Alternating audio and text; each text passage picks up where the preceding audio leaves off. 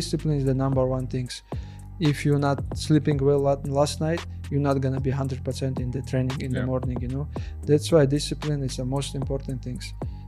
Everybody have same things, gyms, coaches, sparring partners, but who is a discipline more, that guy have more success, you know. It's discipline, it's not about me, it's about it's all about my team, you know. What our coach Abdul Manap give us all his life when he was with us, just discipline, you know, come on time, like focusing, always training, you know, because one of the things, you can come to the training, sleep well in the morning, you can come, and training is beginning, and you still thinking about some business, some other stuff. You're not 100% in the gym, you know. That's why even myself right now, like all like small businesses what I have people who take care, like my older brother, some of the guy, but I don't think about this business. I don't like check how it's working, how it's going, because I have to focusing in training, you know.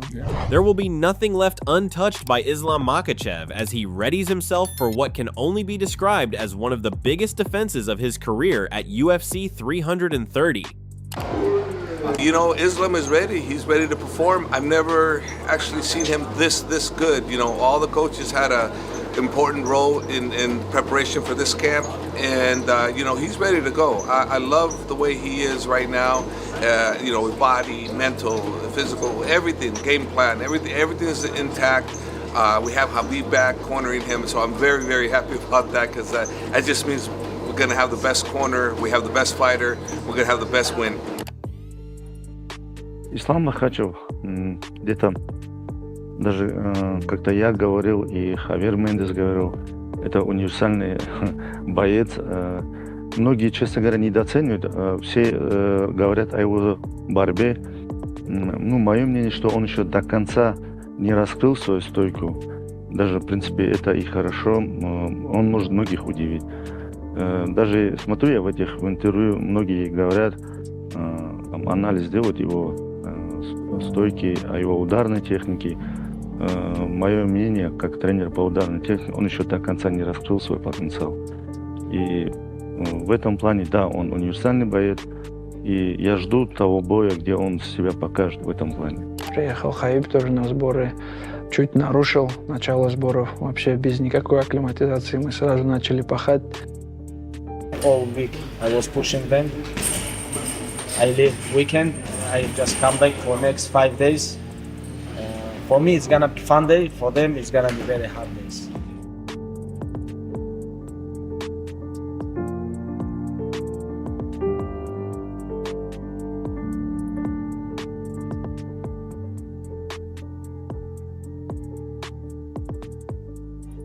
Ну, можно сказать, с чистой совестью. Больше 2 недель я отпахал. Только специально подготовительный этап был. Больше работали над выносливостью, можно сказать, так грубо говоря. Делали также спарринги, все так же, но некоторые элементы добавили. Там бег был у нас, еще некоторые задания, чтобы увеличить вообще выносливость. Обычно мы, когда на бой готовимся, мы проходим 3 этапа. Это базовый этап, специально подготовительный этап и уже подводящий этап. Это 3 совершенно разные работы. А сейчас мы совместили базовый и специально подготовительный. То есть это функциональная работа 2 раза в неделю и специально беговая тоже 2 раза в неделю. Вот на горках то, что мы делали максимальную лактатную мощность, мы ее добавили с Исламом, когда несколько раз срезы. То есть каждый раз мы, когда начинаем подготовку, мы делаем разные срезы, и вот все эти разные срезы есть на бумаге. Вот этот дневник, который я всегда с собой ношу, Ислам, который так любит. И вот там все его цифры, ну, цифры не обманешь, и есть прогрессия. Там, где нет прогрессии, мы добавляем из этого. Приехали на арену, начался главный карт, еще осталось 4 боя до выхода Ислама. Настроение хорошее, боевое. Вот сейчас плавно как раз-таки подступает это волнение, которое ты не ощущаешь. Ну, лично у меня такие бывают эмоции. Весь тренировочный кемп, вообще с самого начала, как объявили этот бой, ты вроде уверен, вроде чувствуешь, и хорошо все идет. Но в любом случае это бои, и в них всегда может случиться все, что угодно. Поэтому уже в день самого боя, за час до выхода, там, за 10-15 минут волнение подступает. Having Khabib Nurmagomedov in charge of his training camp, the undefeated welterweight champ has been putting in grueling training sessions that have already turned a few heads. However, that alone does not tell the whole story, with trainer Javier Mendez now giving some insight into how Makhachev plans to tackle the tough contender in Ian Machado Garry. It seems clear that the fighters in Makhachev's camp are feeling very confident indeed.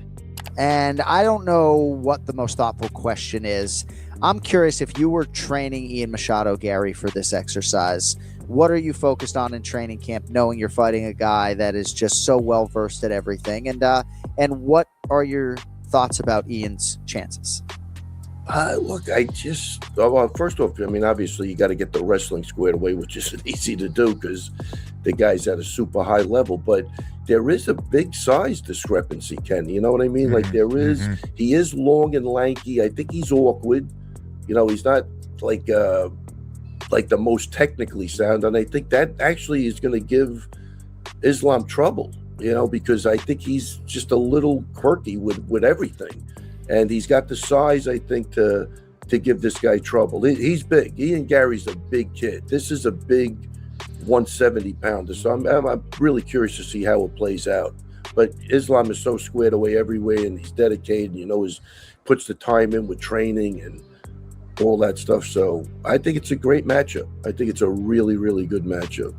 I've seen stuff. Ian's not the heaviest 170-pounder either. Like, I think he fought in California where they release your weights for the fight night.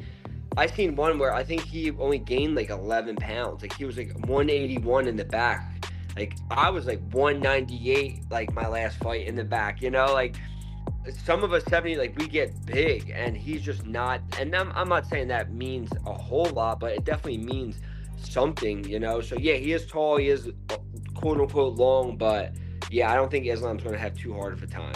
Yeah, should be interesting. Now, I got to ask you about this, and I do realize you guys have the same manager, but what did you make of Garry's comments? He's getting a lot of backlash for some of the stuff he said. I think women should rule the world. I cried during Disney movies. I didn't like the stuff about Neil Magny. I know you trained with Neil before, but I think that whole thing of, you know, Magny made a bad analogy. Neil Magny's not a bad guy. He's not a bad father. I don't like that stuff as a fellow father myself when I heard him kind of bring that up again. But just your overall thoughts on Garry's, interview, which didn't really talk much about the fight and more about other stuff. Well, I remember when that happened, he put Neil, like I know Neil, I've trained with Neil multiple times. Neil's a great guy, and he put Neil in a bad spot, saying and that's not what Neil meant. And for him to do that, and I know Neil went on to have a divorce, and I'm pretty sure that came up in court. It did come up in and then he almost, he was trying to get custody of his kids. He told me about it, and Neil's a much nicer guy than I would be about how he responded to that whole thing, but I would have been furious if that happened. Yeah, and that's kind of, I've wanted to fight Ian ever since that happened. I'm just not the biggest fan of him. Speaking of, maybe he might if he loses super quick in a couple of weeks, maybe he'll want to turn around quick, and maybe that'll be a fight I can get. But yeah, the whole interview was him talking about the women. Like, I don't know if his wife is... In order to get into detail regarding the approach that had been taken for Garry, Javier Mendez first talked about how the camp actually happened. As per the long-term trainer of Islam's shift to welterweight division had been in the offing for a long time. Before even defending his lightweight belt for the last time, Islam himself had made it clear to his camp that acquiring another belt is what he intended to do in the near future. Once that was done, then the need was to get ready to fight in 170 pounds. Islam gained weight and strength with the help of his Russian coach, Sayfullah Magomedov. UFC 330, Islam Makhachev returning to the cage there. I just want you to take us back to when he decided to commit to 170 and make that move to welterweight. As a coach, how do you structure his training camp differently to ensure that he's ready to perform and perform well at that weight? When Islam was defending his title for the last time as a lightweight, he told me, Coach, my goal is to, once I become successful with this last title, because I would have broken the title defenses for lightweight, I want to go up to welterweight. What do you think? I want to do a double champ like everybody else. I want to go for legacy fights.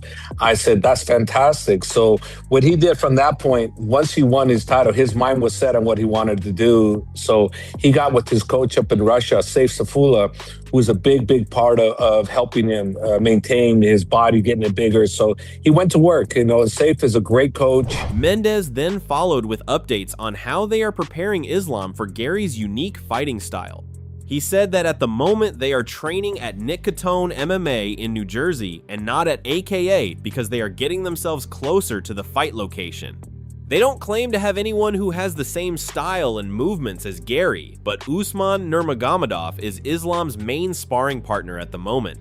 Though Usman might not have the exact size and reach as Garry, the speed and timing of Usman are second to none, and timing is one of the biggest keys to prepare for Garry. Who are some of the guys that you're putting him with, just to get that feel for, this opponent that he's going to be facing, Machado Garry? Like, is there somebody in camp that you've identified that best suits that kind of style that he's going to be facing? Unfortunately, we don't have anybody, and we're at Nick Catone's MMA in New Jersey, in Brick, New Jersey. So this is where the training camp's taking place. I travel wherever they go, I go. So it's no longer AKA. If it is AKA, if the fight's close to AKA, we'll be at AKA. But right now the fights have been closer to these areas. So having somebody like Ian Machado, to be honest with you, we don't have anybody at our disposal that's that good. But we do have who I happen to believe is the number one lightweight in the world, which is Usman, as a main sparring partner. So that was fantastic. And it's not for the height difference, because obviously, they're different. They're not the same. But the timing, that's very, very important. And the timing is crucial, and that's what Usman brings to the table. We can have a guy that's 6'3". He stressed that having somebody with Garry's height is not at all as important as having the right kind of instincts and timing. Hence the reason why Usman has been an important part of camp, as one of Islam's primary sparring partners, despite the fact that he is not even close to Garry in terms of build. Apart from discussing the upcoming bout against Garry, Mendes also talked about how another title defense could be important to cement his fighter's name in the Hall of Fame. He stressed that while he may be biased himself, yet he thinks a lopsided win will definitely make Islam a great of all time. In support of his argument about why he considers that Islam has the capacity to achieve this feat, Mendes referred to several attributes which are not limited to his performance in the octagon. When paying tribute to the years of mentorship and coaching Islam has been enjoying from Abdulmanap Nurmagomedov and his team, including his brother Khabib, Mendes argued that some attributes cannot be coached into a fighter. For Mendes, what makes Islam special is his instinctive abilities, poise, and God-given talent. It is this unique attribute that has remained untouched by even the best coaching in the world. Adding his own analysis of the fight, Georges St. Pierre feels that the style matchup favors Islam Makhachev. While asked about his opinion on how much money to bet on either fighter in case of such a hypothetical situation, the MMA legend replied that the right choice will be Islam, as he sees more chances for victory for the champion. On the other hand, St. Pierre clearly doesn't rule out Ian Machado Garry from making an upset. Speaking highly of Garry's striking, length, and grappling skills, St. Pierre emphasized that the best option for Garry is to keep the fight standing. Despite that, St. Pierre sees Makhachev coming out on top, describing him as a pound-for-pound best fighter in the world, and also one whose fighting style would be extremely difficult for any adversary. But according to Tim Welch, Garry has what it takes to keep it close. He cited Garry's height, agility, and his capability to engage opponents from afar as his strengths, and even Khabib admitting to being concerned with the Irish fighter before UFC 330. Adding his own prediction, Sean Brady believes Makhachev will be too much for Garry despite the challenger's size. Brady acknowledged that Garry's height could create some interesting moments early, especially since he'll be one of the tallest opponents Islam has faced. However, he argued that Garry doesn't possess the same physical strength or one-punch power as bigger welterweights, making it difficult to keep the champion from closing the distance. Brady also pointed out that Garry's reach isn't unusually long for someone his height, which he believes further benefits Islam. In the end, Brady expects Makhachev to dominate the grappling exchanges and secure a submission victory. Offering a more tactical breakdown, Kenny Florian believes Garry's size could pose one of the biggest challenges Makhachev has faced in recent years. Florian noted that Garry doesn't just have height, he knows how to use it, relying on a sharp jab and a variety of kicks to keep opponents at range. Because of that, he expects Islam's biggest priority will be closing the distance quickly by attacking the legs and body. At the same time, Florian pointed out that Garry's height can work against him, as taller fighters often leave more opportunities for well-timed level changes and takedowns. Florian also cautioned against expecting a quick finish. While he believes Makhachev holds a clear advantage once the fight hits the mat, he expects the champion to wear Garry down over time rather than finish him immediately. According to Florian, patience and disciplined execution will be key, as Garry's size and movement make him a dangerous opponent. Ray Longo shared that view, saying Garry's best chance is to constantly work back to his feet and never stop moving. He believes relentless movement and making Islam repeatedly work for every takedown could be the challenger's most realistic path to pulling off the upset. Rounding out the predictions, MMA journalist James Lynch is also backing Makhachev, but expects a much more competitive fight than many are predicting. Rather than a submission or knockout, Lynch believes the champion will earn a decision victory. He pointed to Garry's durability, noting that the Irishman has never been finished and should have the defensive grappling to survive Islam's submission attacks. Lynch also expects Garry to maintain a solid pace throughout the fight, making a late finish less likely. While acknowledging Makhachev's outstanding finishing record, he believes Garry is skilled enough to hear the final bell, even if he falls short on the scorecards. So, what do you think? Has Islam Makhachev done enough in training to overcome Ian Machado Garry and successfully defend his title at UFC 330? Share your prediction in the comments below, and don't forget to like, subscribe, and turn on notifications for more MMA news and fight coverage.